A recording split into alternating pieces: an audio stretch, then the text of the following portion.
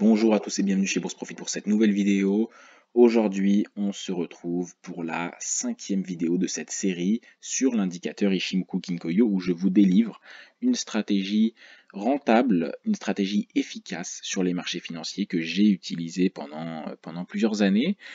On en est à la 5e vidéo, on a déjà vu un bon gros morceau de cette stratégie, hein, comment l'analyser, comment prendre position, tous les éléments à regarder justement de l'indicateur Ichimoku. Donc on a déjà regardé pas mal de choses. Et puis on a bien avancé, donc c'est déjà pas mal. Maintenant, on va aborder un point qui est très important, qui est tout simplement la gestion des stop loss et des take profit. Donc comment gérer le stop et comment gérer la prise de profit. Donc, vous allez voir qu'il y a plusieurs manières de les faire et ça va dépendre tout simplement de vous. Alors, je vais reprendre un petit peu l'exemple que je prenais précédemment, hein, puisque là on est sur le DAX et c'est la dernière prise de position qui est assez intéressante. Donc, je ne vais pas réénumérer toutes les conditions pour prendre position, hein. J'en ai déjà parlé en profondeur lors des 4 précédentes vidéos. Donc, normalement, ça commence à être plutôt bien pour vous. Si vous avez encore un peu du mal à comprendre tout ça, faut tout simplement re-regarder les vidéos. Il n'y a pas de mal à regarder plusieurs fois les vidéos. Encore une fois, c'est une stratégie qui est un petit peu complexe. Et puis si vous voulez vraiment l'utiliser, forcément, cette série de vidéos, vous allez devoir la regarder plusieurs fois pour bien imprégner un petit peu tous les éléments de cette stratégie, hein. Tout ne peut pas venir instinctivement, hein, c'est normal. Donc vous devez regarder plusieurs fois les vidéos, il n'y a pas de honte. Donc, je ne vais pas réénumérer tout ce qu'on a vu, je vais directement parler de la gestion des stop loss et des take profit. Ici, on prend position.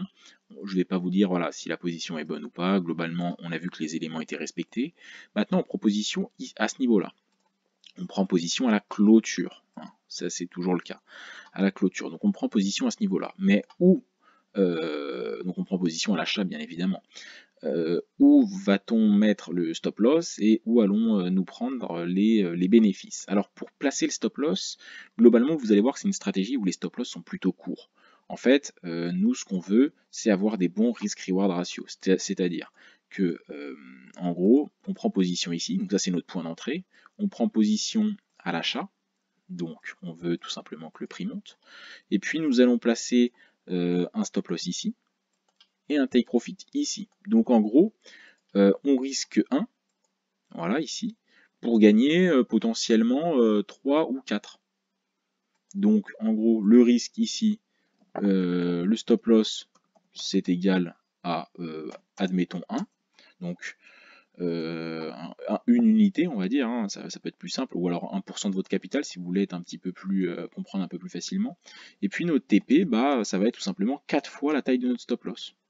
Donc en fait, forcément, on va pouvoir prendre des stop loss, hein, parce que dès qu'on va gagner une position, on va gagner 4 fois plus que ce qu'on va perdre. Donc je vais mettre stop loss en majuscule pour que c'est la même taille. Donc voilà un petit peu comment nous allons agir. C'est pour ça que vous allez voir que les stop loss sont généralement assez courts et assez proches du point d'entrée. Et donc ça, c'est tout simplement le risk-reward ratio. Donc c'est la taille du TP sur la taille du stop loss. Donc je l'écris pour que vous compreniez mieux. On a fait des vidéos sur ça également. Donc je pars du principe que vous connaissez déjà un petit peu les sujets dont on a déjà traité. Si vous ne savez pas ce que c'est le risk-reward ratio, vous tapez Bourse Profit sur YouTube, Bourse Profit risk-reward ratio, et puis vous allez tout simplement mieux comprendre. Donc risk-reward ratio, c'est égal au TP sur le stop loss. Et puis, nous, ce qui nous intéresse, c'est d'être rentable. Et quand on a un TP qui est plus loin que le stop loss, on peut se permettre de perdre pas mal de trades. Parce que quand on gagne, on va gagner plus. En fait, le risk-reward ratio, c'est directement lié au taux de réussite du trade. Imaginez qu'on a un risk-reward ratio qui est égal à 1 pour 1. C'est-à-dire qu'on perd 1 pour gagner 1. Si on a un taux de réussite de 50% des trades, on est flat.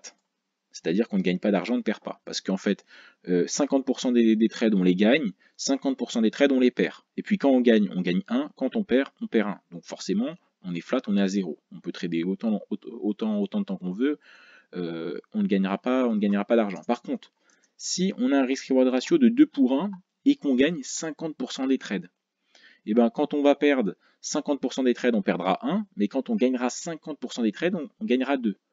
Donc on sera rentable. Mais vous voyez, hein, pourtant on perd la moitié des trades. Donc je vous le dis, avec cette stratégie, vous n'aurez pas 90% de réussite. C'est pas possible, vous n'allez pas gagner 9 trades sur 10. Et vous n'avez même pas besoin d'en gagner 9 sur 10. Vous n'avez pas besoin. Moi, j'avais des bilans, alors ça dépendait, je pense que je gagnais 60%, 65% parfois même, j'ai eu des bonnes années, des bons mois où j'étais à 70%, mais parfois j'ai fait des temps où j'étais à 40% de réussite hein, pendant plusieurs semaines. Et pourtant j'avais des bons bilans quand même. Mes bilans restaient dans le vert. Donc vous voyez, ça c'est l'importance d'un risk-reward ratio et c'est le lien qu'il y a entre ce risque-là et le taux de réussite. Donc vous voyez qu'en fait, si on a un taux, on va dire un risk-reward ratio de 4 pour 1, c'est-à-dire qu'on se permet de perdre 4, de perdre 1 pour gagner 4, si on a 40% de trades gagnants, on est rentable. Je vous l'assure, vous pouvez faire les calculs, les simulations, nous sommes rentables. Donc pourtant, on perd quand même beaucoup de trades, parce que sur 10 trades, on va en perdre 6, et on va en gagner que 4. C'est rien, mais ça nous suffit pour être rentable. Donc ça, vous devez bien comprendre cette notion-là.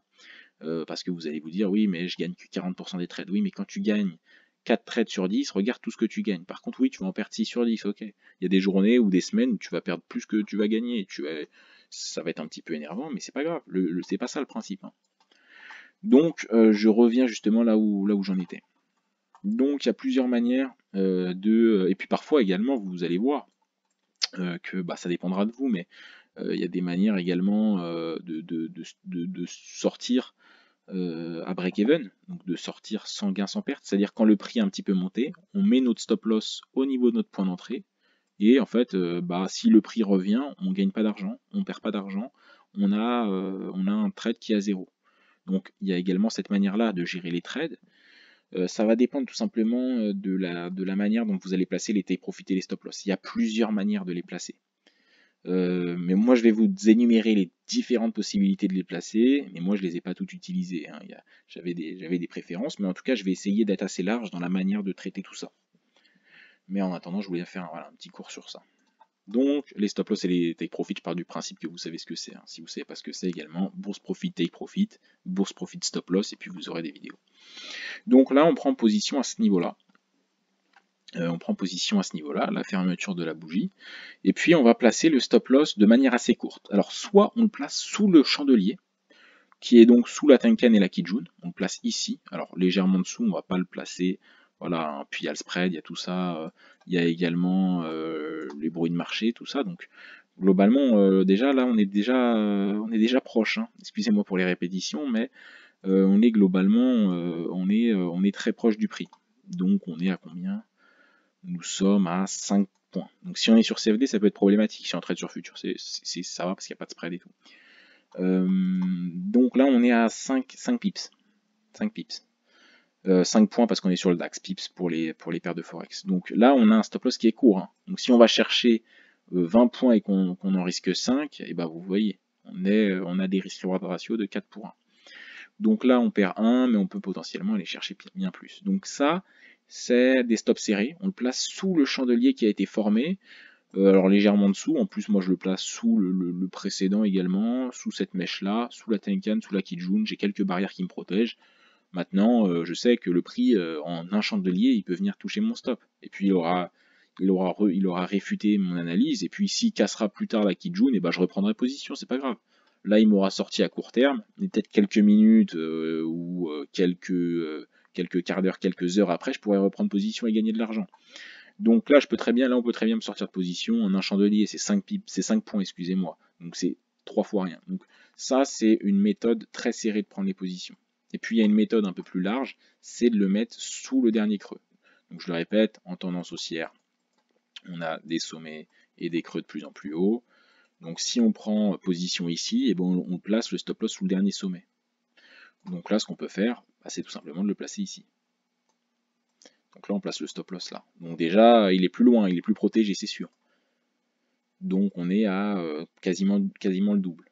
On est quasiment le double. Par contre, forcément, si on va chercher 20 points, et ben on aura un risk-reward ratio de 2 pour 1. Alors certes, on aura moins de chances d'être touché. Par contre, on n'aura pas le même risk-reward ratio. Donc forcément, ça va impacter un petit peu nos bilans, mais on aura également un taux de réussite meilleur. Donc là, ça dépend de vos limites psychologiques et c'est personnel. Soit on se dit, ok, j'ai un taux de réussite de 40% et j'ai un risk-reward ratio de 4 pour 1, ou alors j'ai tout simplement un risk-reward ratio de, allez, de 2 pour 1, par contre je gagne 55% de mes trades, par exemple. Donc ça va dépendre de vous, si vous voulez gagner plus souvent des trades, si vous avez une gestion des risques un peu plus éloignée, ça dépend de vous. Moi j'avais une gestion assez agressive du placement des stop-loss, donc je les mettais plutôt court. Donc voilà, vous pouvez les placer dessous ou alors sous le dernier creux. On verra d'autres exemples. Donc ensuite pour les profits, bah, il y a plusieurs manières de les prendre. Alors soit on va avoir des prises de profit de manière dynamique, c'est-à-dire vous allez voir qu'il y a plein de manières de prendre des profits, hein, globalement. Il y en a, voilà, moi je vous en présente, mais encore une fois, ça va tenir qu'à vous. Donc, la première manière de prendre des profits, bah, c'est tout simplement le même signal que le signal d'entrée, mais à l'inverse. On a pris position sur une cassure de Kijun à la hausse, et ben on prendra nos bénéfices sur une cassure de Kijun à la baisse. Ici, on a une cassure, non même pas, on l'a toujours pas. Excusez-moi, c'est la Tenkan, la Kijun n'a jamais été cassée. Donc pour l'instant, bah, voilà, on est en profit. Et puis, voilà, le marché est fermé parce que j'enregistre le soir. Mais voilà, là on est toujours en gain. Alors sur le DAX, si on trade en M1, on ne s'expose pas aux fermetures de marché et au gap du lendemain. Moi, on sort position avant la fin de la session, hein. Je tiens à vous le rappeler si vous ne prenez pas des risques inutiles. Donc voilà, là on est à 17 points de 17,5 de gagné sur un stop loss à 5 points. Donc voilà, c'est une bonne position, hein. Ici, on fait des gains. On a risqué 5 pour gagner 17,5. Donc, plus de 3 pour 1 de risk-reward ratio. Donc, c'est très bien. Donc, on n'est toujours pas sorti. Maintenant, voilà, hein, les gaps, ils peuvent être impressionnants, hein. Donc, on ne s'expose pas, bien évidemment, à des fermetures de marché. Donc, quand on trade les actifs financiers qui sont soumis à des gaps, donc des actions, des indices et autres, on prend les bénéfices avant la fermeture du marché. Si on est en M1. Si on trade sur du swing trading, ça va. Donc voilà. Donc pour les stop loss, soit on attend donc la fermeture, enfin la cassure de la Kijun, donc c'est-à-dire qu'il faudra qu'il y ait un chandelier qui, par exemple, qui casse la Kijun. Donc là, la Kijun va être cassée par le prix. Donc là, c'est tout simplement le signal de sortie. On prendra également la fermeture du chandelier. On prendra la fermeture du chandelier. Alors je vais vous montrer d'autres exemples parce que c'est pas très beau. Et puis ensuite, bah, il y a également les points pivots. Il y a des sorties qui peuvent se faire avec les points pivots. Donc vous allez mettre point pivot standard. Et puis je vais vous faire découvrir les points pivots pour ceux qui ne connaissent pas. Donc, alors voilà, je vais enlever un petit peu tout ce que j'ai mis. Et puis on va pouvoir aller dans les paramètres, le point pivot. Et puis on va mettre tout simplement, on va enlever 4 et 5, hein, on va enlever tous ces paramètres-là. On va garder le point pivot, support 1, résistance 1, support 2, résistance 2, support 3, résistance 3. Puis là on va mettre daily. On va mettre des points pivots daily si on traite sur du M1. Moi, c'est les points pivots que j'utilise. Alors, on a déjà fait des vidéos sur la chaîne sur les points pivots. On voit qu'on a un pivot ici. Au-dessus, on a la R1, la R2 et la R3. Alors, on avait la R4 et la R5, mais je les ai enlevés. Et puis en dessous, on avait la S1, la S2 et la S3. Donc, on a pris position ici. Et ce qu'on peut faire, je ne sais plus, voilà, ici, ce qu'on peut faire, c'est une sortie de position sur la R1. On est à l'achat. Et on se dit que ça c'est un niveau, les points pivots, ce sont des niveaux qui sont assez regardés de la part des investisseurs, donc c'est des niveaux sur lesquels on peut tout simplement prendre nos profits. Donc ce qu'on peut faire également, c'est prendre 50% des profits ici, ou alors 80% des profits ici, et 20% à ce niveau-là. Donc on peut avoir des gestions de position avec des prises de profit qui se font en plusieurs fois. Ça se fait beaucoup en trading. Alors c'est pas une stratégie. Moi je le fais dans mon trading actuel. Je le faisais pas trop à l'époque quand je tradais avec Ishimoku. Mais en tout cas c'est une manière de prendre des profits qui peut se faire. Donc c'est-à-dire on prend position ici. On sait que là, bon bah ça va être le premier gros niveau. Je prends mes profits, la plus grosse partie de ma position. Allez, je prends 70% de mes profits et je laisse un latent de 30% qui peut quand même me rapporter un beau gain. Par contre, je mets mon stop loss à break-even, hein, parce que quand on a déjà pris une première fois des profits, on va pas perdre de l'argent, hein. Le latent de 30%, on met stop loss à break-even. Donc voilà comment on peut faire également, les sorties de position. Pareil, si on prend des positions à la vente, on va chercher le support 1, le support 2 ou le support 3. Donc on peut les faire avec les points pivots. Alors c'est pas une exploitation totale de l'indicateur des points pivots, c'est pas le but. En tout cas, on peut utiliser les points pivots pour les sorties de position. Voilà.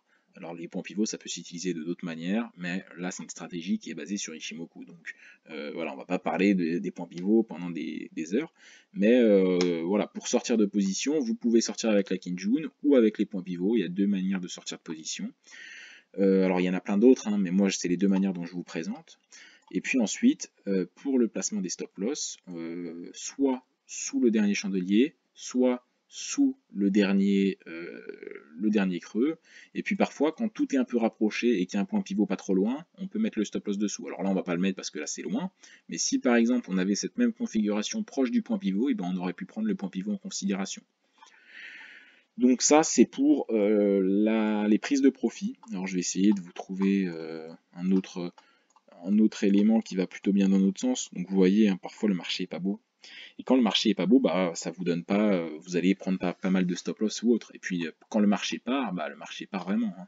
On a une cassure et puis on va gagner pas mal d'argent. Donc en fait, vous allez voir qu'il y a des configurations de marché, par exemple ça là, le marché on voit bien qu'il est dégueulasse, hein. À ces niveaux-là, le marché n'est pas beau. Il oscille, on va dans le nuage, on en ressort, toutes les courbes sont au même niveau, regardez, la Chikou, la Tenkan, la Kijun, la SSA, la SSB, tout est au même niveau, tout est moche.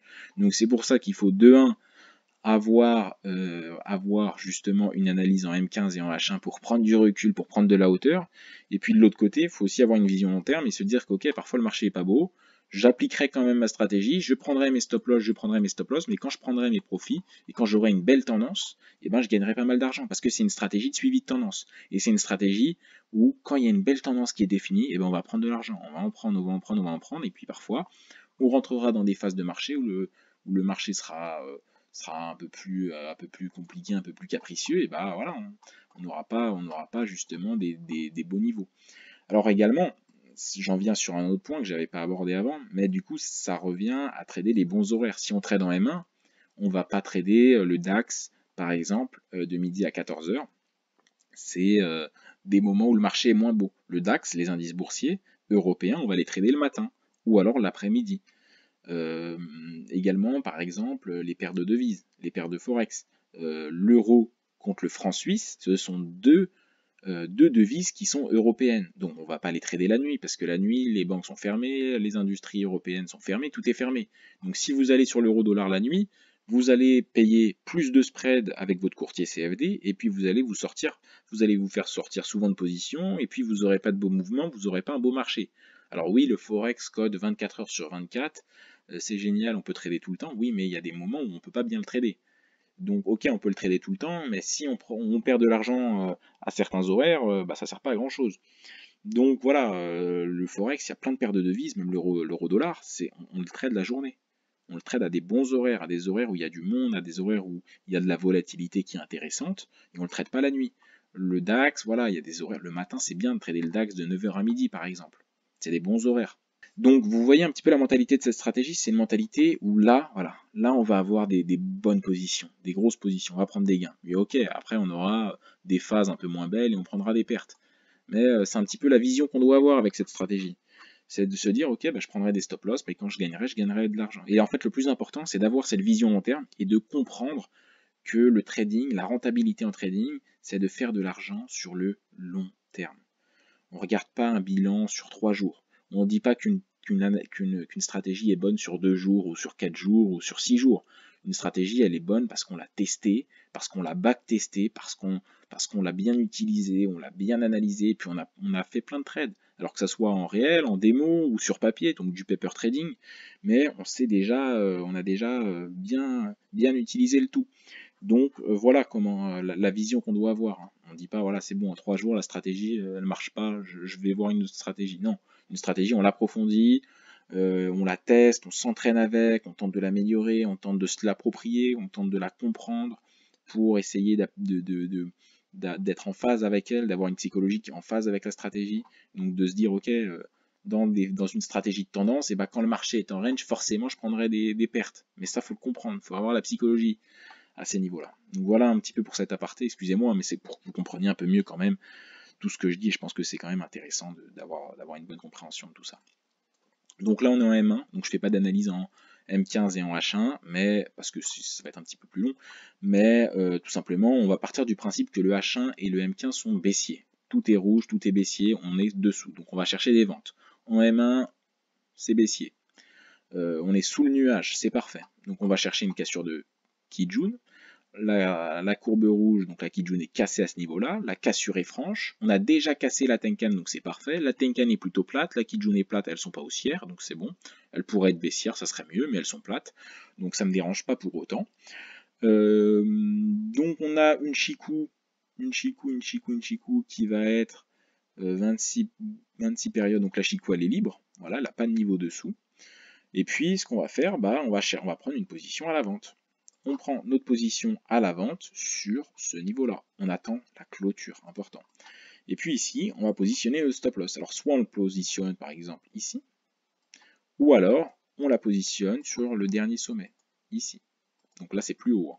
Donc soit le stop loss est à, alors excusez-moi, je vais reprendre ma règle, soit le stop loss est à 7 points, soit il est à 13 points, qu'à 14 points. Donc ça va du simple au double, 7 points pour 14 points. Alors c'est sûr qu'on est mieux protégé, là.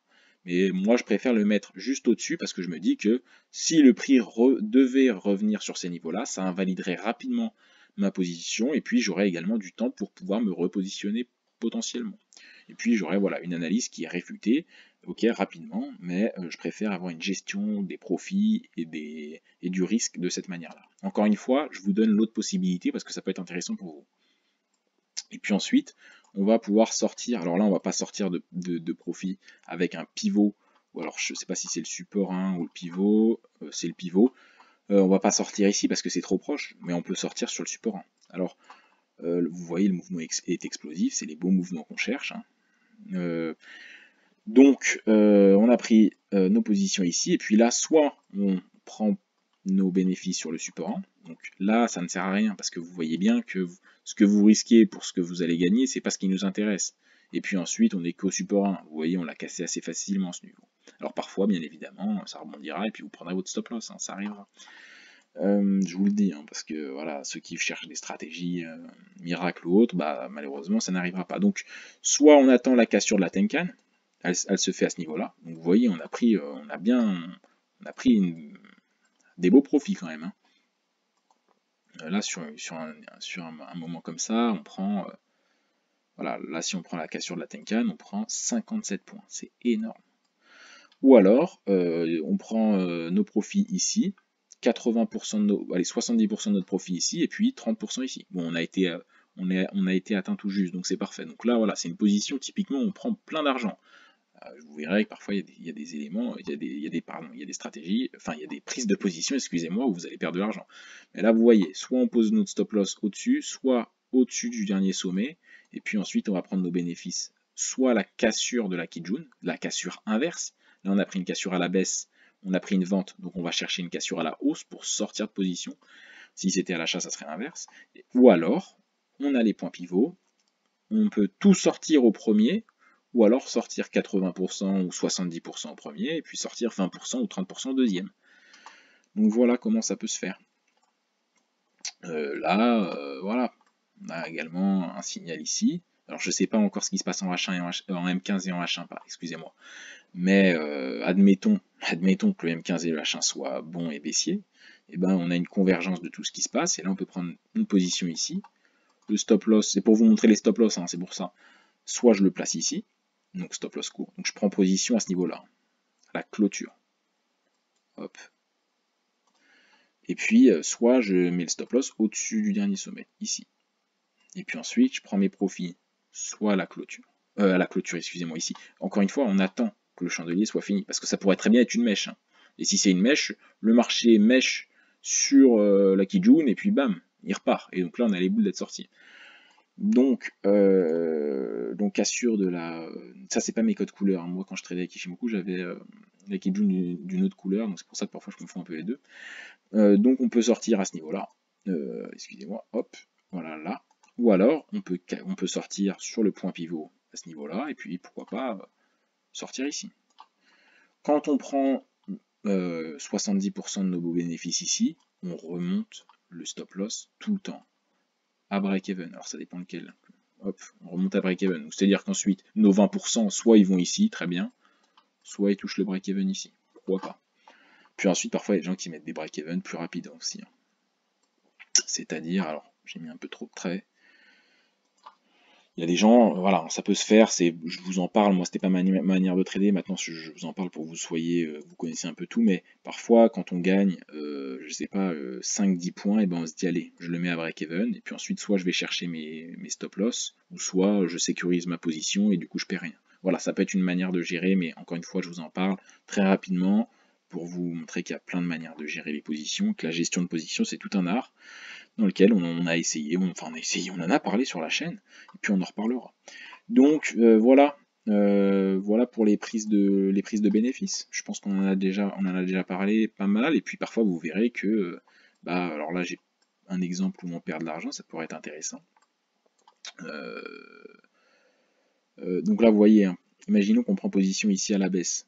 Encore une fois, on part du principe que le M15 et le H1 sont baissiers. Je ne le sais pas parce que ça reprendrait pas mal de temps de refaire toute l'analyse, vous comprenez. Et qu'on va sortir de position sur la cassure de la Kijun. Là, vous voyez, si on prend position, si on sort de position pendant le chandelier, on se dit ok c'est bon, on a cassé ce chandelier, on a cassé la Kijun, je sors. Et en fait c'était qu'une mèche et le marché est reparti dans l'autre sens. Et puis également parfois il va se passer ça. Il va se passer, là vous sortez de position parce que vous avez une cassure franche de la Kijun, et puis en fait le marché va repartir. Donc ce que vous pouvez faire, soit vous avez pris vos profits, vous avez fini votre journée en M1 et puis c'est parfait, soit vous pouvez reprendre position parce que juste après on a de nouveau un signal et on peut resurfer une partie de la tendance. Puis là vous allez voir également, si on avait pris ce signal là, donc le profit ici, on met le stop loss là, alors un peu plus bas quand même, hop, et on sort sur la cassure inverse, donc la cassure inverse elle est ici. Regardez, on a quasiment rien gagné, hein. On est quasiment break-even, hein. On est sorti là, et ouais, un pips 5. Alors si vous êtes sur CFD, vous avez payé votre spread, c'est tout. Donc ça arrivera également si vous sortez sur des cassures inverses de Kijun. Donc là voilà, vous avez un signal, en admettant encore une fois, très important, que le M15 et le H1 soient respectés, hein. Et puis ensuite, ensuite on peut très bien sortir sur la cassure inverse de la Kijun, et au final elle se fait au même niveau que notre point d'entrée. Bon c'est pas grave. Donc voilà, j'espère que vous avez compris comment gérer vos positions, j'espère que vous en avez appris plus. Merci de m'avoir écouté, n'hésitez pas à liker la vidéo, n'hésitez pas également à vous abonner à notre chaîne YouTube. Vous pouvez également nous suivre sur Instagram, on poste parfois des stories, on met des posts, vous pouvez en apprendre un peu plus sur Instagram, et puis vous pouvez venir nous parler en DM également. Ça peut être intéressant pour vous. N'oubliez pas également que pour les gens qui sont intéressés, nous avons un Discord bien évidemment qui est payant, où vous pouvez poser toutes les questions que vous voulez, où on délivre des stratégies sur les crypto-monnaies, on parle du forex, on parle des indices boursiers, des actions, on vous livre plein de dossiers sur justement les stratégies d'investissement comme le DCA, des stratégies d'investissement sur les cryptos, on vous a livré plein de projets d'analyse fondamentale sur les crypto-monnaies qui ont explosé comme le Ravencoin, comme le DOT, on a parlé de tous ces projets, on en a parlé en profondeur, on vous a également partagé des positions sur les crypto-monnaies qui ont explosé, donc tout ça, ça s'est passé dans notre Discord privé, et ça se passe dans notre Discord privé. Donc si vous voulez le rejoindre, il faut soit nous envoyer un mail, soit aller nous contacter directement sur Instagram. Je préfère prévenir, le Discord est bien évidemment payant. Merci de m'avoir écouté, n'hésitez pas à vous abonner, n'hésitez pas à liker la vidéo, à mettre un commentaire si vous l'avez apprécié, donnez votre critique, positive, négative, constructive, dans tous les cas. N'hésitez pas aussi à faire des suggestions de vidéos si ça vous intéresse. Je vous dis à une prochaine fois.